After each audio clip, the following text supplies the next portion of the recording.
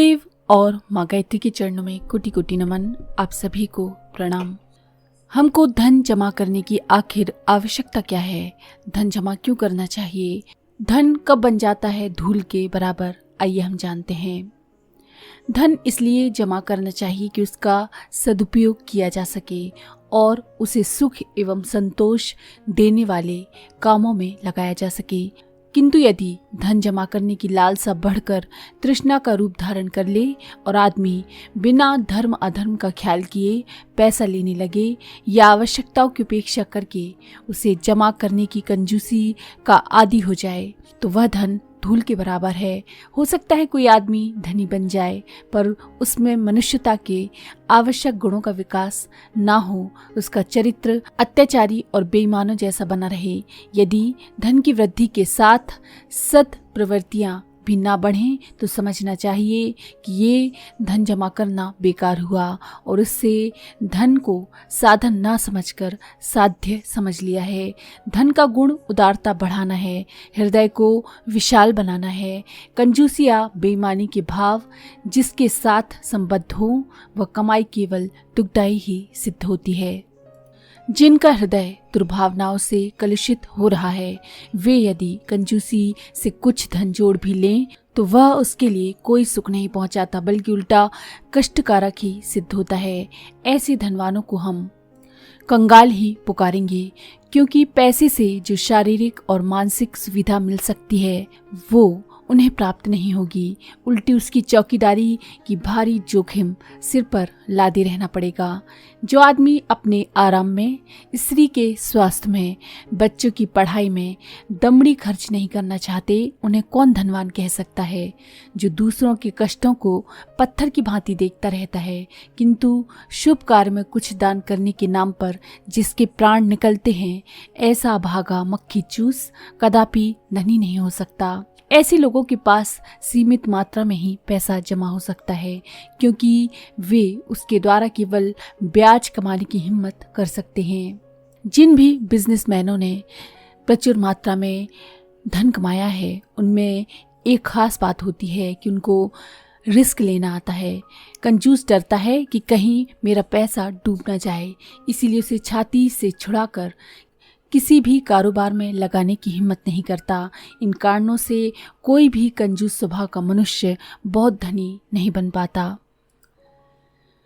तृष्णा का कहीं अंत नहीं, हवस छाया की समान है जिसे आज तक कोई भी पकड़ नहीं सका।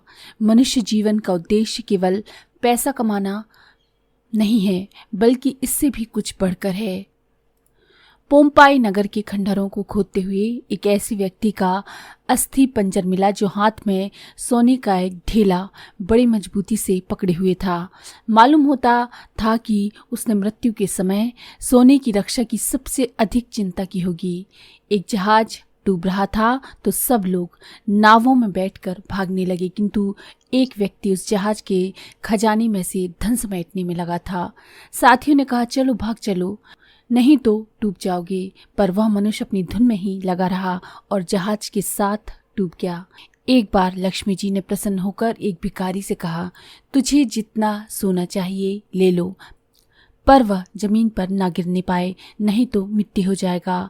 भिखारी अपनी झोली में अंधाधुंध सोना भरता गया, यहाँ तक कि झोली फटकर सोना जमीन पर गिर गया और धूल हो गया।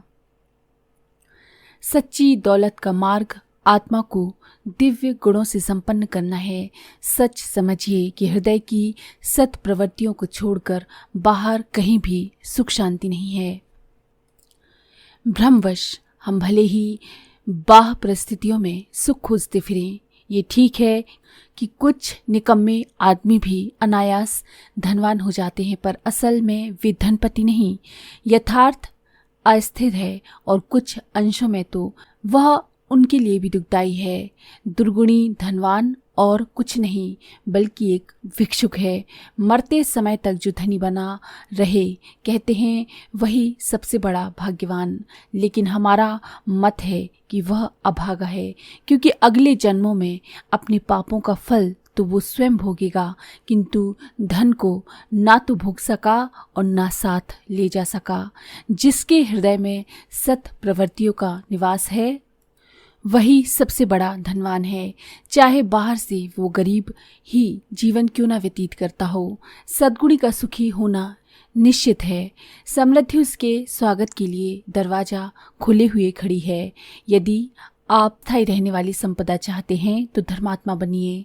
लालच में आकर अधिक पैसे जोड़ने के लिए दुष्कर्म करना ये तो कंगालों का मार्ग है। खबरदार रहो कि कहीं लालच के वशीभूत होकर सोना कमाने तो चलो, पर बदले में मिट्टी ही हाथ लगकर न रह जाए। एडिसन ने एक स्थान पर लिखा है कि देवता लोग जब मनुष्य जाति पर कोई बड़ी कृपा करते हैं तो तूफान और दुर्घटनाएं उत्पन्न करते हैं, जिससे कि लोगों का छिपा हुआ पौरुष प्रकट हो, उन्हें अपने विकास का अवसर प्राप्त हो। कोई पत्थर तब तक सुंदर मूर्ति के रूप में परिणित नहीं हो सकता जब तक कि उसे छैनी हथौड़े की हजारों छोटी बड़ी चोटें न लगे। जो वृक्ष पत्थरों और कठोर भूभागों में उत्पन्न होते हैं और जीवित रहने के लिए सर्दी, गर्मी, आंधी आदि से निरंतर युद्ध करते हैं, देखा गया है कि वे वृक्ष अधिक सुदृढ़ और दीर्घजीवी होते हैं। आपत्तियों की अग्नि हमारी हड्डियों को फौलाद जैसी मजबूत बनाती है।